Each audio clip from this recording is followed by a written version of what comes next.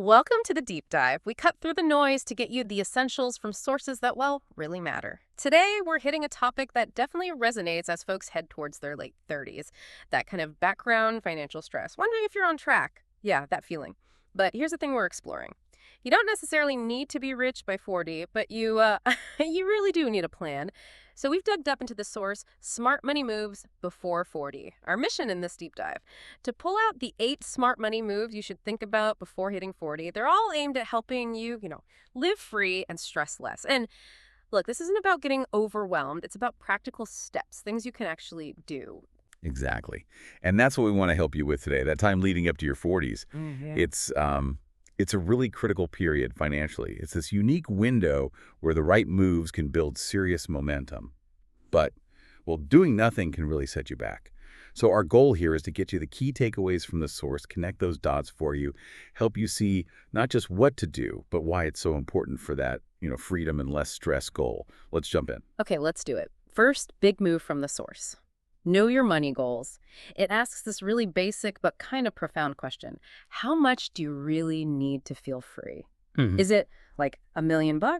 Or is it just having enough coming in from investments? The point is deciding on your number. But, if someone's never really put a number on it, how do they even start? Where do you begin figuring that out? That's such a good point. A lot of people get stuck on this fuzzy idea of being rich.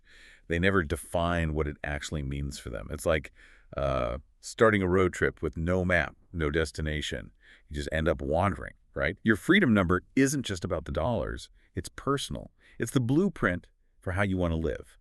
It makes you think about, okay, what work do I want? Where do I want to be? What matters most? Having that number, that concrete goal, it gives you direction. And serious motivation, too. Without it, financial choices are just random. This is about designing your life, not just letting it happen. Okay, that makes sense. Clarity first. But then to actually get there, you need to know your starting point. Which brings us right to the second move. Track where your money goes. The source is pretty direct here. It says, if you don't know what you're spending, you can't fix it. Simple as that. It even suggests, look at your last month's spending. I promise you will be shocked. I think most of us can relate to that. That moment where you see where all the little things actually added up. Well, absolutely. And that initial shock, or maybe just feeling a bit uncomfortable, that's actually a good sign. It's the first step to taking control. Tracking isn't about making you feel bad. It's just awareness. Seeing those habits you didn't even realize you had. Think of it like a financial checkup. Maybe that daily coffee is costing way more than you thought, or that subscription you forgot about. Still draining money.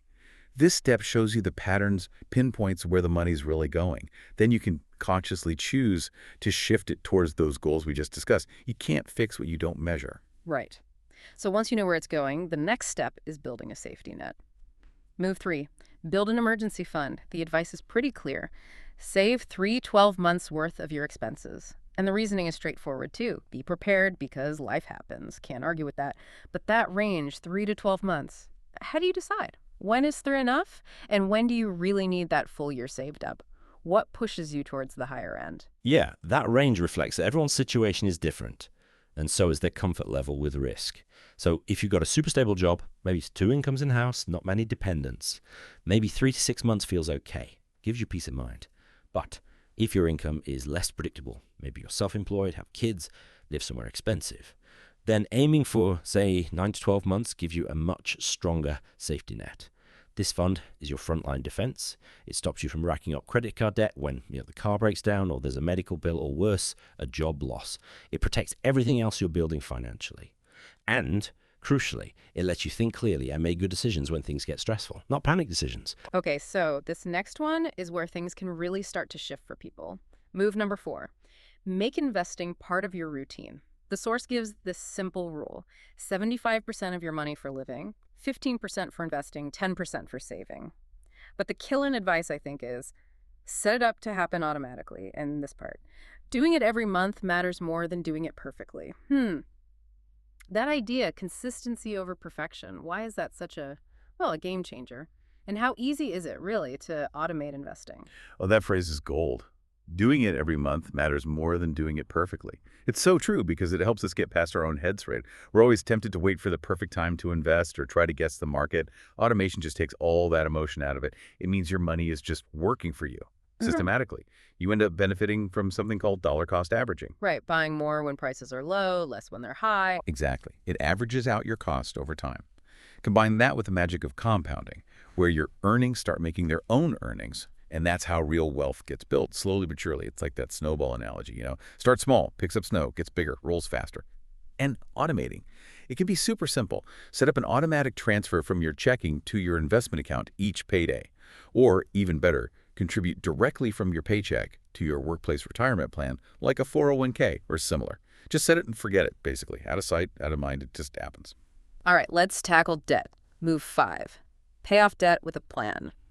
This is a big one for a lot of folks, and it can feel pretty daunting.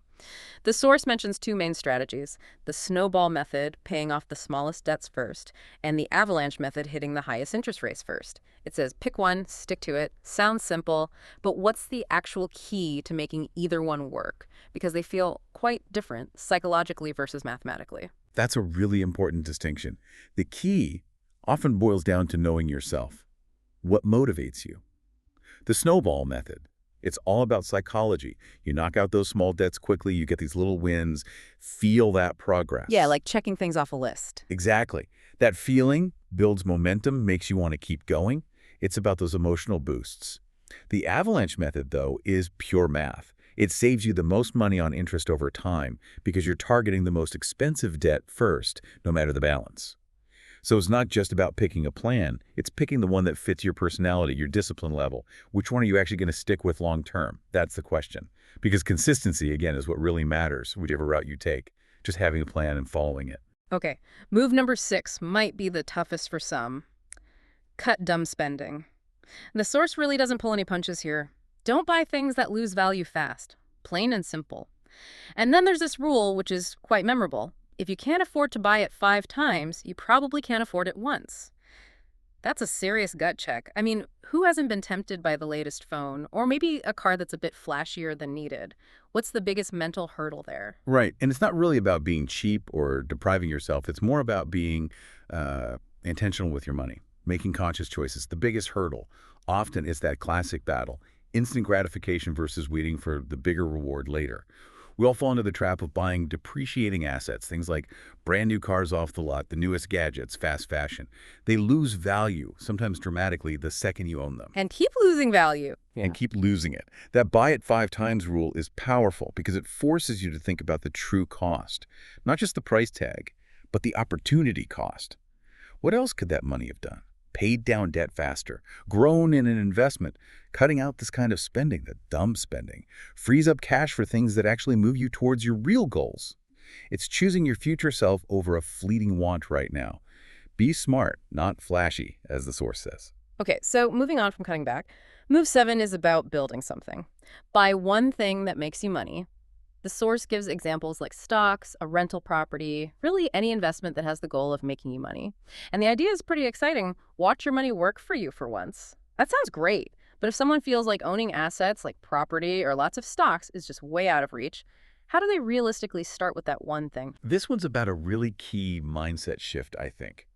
Going from just being a consumer to being an owner of assets. And the crucial thing is, you don't need a fortune to start. Seriously. Buying even one share of stock in a company you understand, or maybe just regularly putting a small amount into a low-cost index fund that counts. That's your one thing. So starting small is okay. Absolutely. The goal is to just begin building those passive income streams. Money that comes in whether you're actively working for it or not. Money that makes more money for you. It's about learning the difference between things that put money in your pocket, assets, and things that take money out, liabilities. Your first money-making thing might seem tiny, but it's the start. It's the beginning of letting compounding work for you, not just through saving, but through actual ownership. Right. Okay, last one. Move number 8. The source says it's not fun, but it's important. Protect yourself and your family. This covers the essentials. If others depend on your income, you need a safety net. Get basic insurance. Make a will. These are obviously vital, but they do seem to be the things people put off the most. Why do you think that is? Why the procrastination on these? Yeah, it's a common human thing, isn't it? Yeah. We like focusing on the upside, the growth, building wealth, thinking about the what-ifs, the downsides. That's less appealing. But these protections, they're the absolute foundation of any solid financial plan. They're non-negotiable. When we talk basic insurance, for many people that means term life insurance if others depend on their income. It's usually much more affordable than other types. And something often overlooked, disability insurance, your ability to earn an income. That's probably your biggest asset. You need to protect it. Good point. Health insurance, too, of course. Definitely. Adequate health coverage is critical. These things shield you from those major life events that could completely derail everything else you've worked for. And it will. It's not just for the super rich. It simply ensures your assets go where you want them to go. It provides clarity and peace of mind for your loved ones. It's about plugging the gaps in your financial defenses. So wrapping up this deep dive on the smart money moves before 40, the big takeaway seems pretty clear. Planning proactively before you hit that 40 mark. It isn't just about piling up cash. It's really about setting yourself up strategically so you can, genuinely live with more freedom and less stress. It's not about this magic moment of being rich. It's about having your own plan, these actionable steps, and just consistently working on them day by day, week by week. Exactly. And that actually brings up a final thought for you, the listener, to chew on. How might applying these 8 steps change more than just your bank balance? How could they fundamentally shift what financial freedom or living free and stress less actually feels like for you day to day? Maybe take a moment this week. Think about it. Inspired by these moves, what's the one thing you're going to prioritize and take action on first? Because that's where this knowledge turns into real results.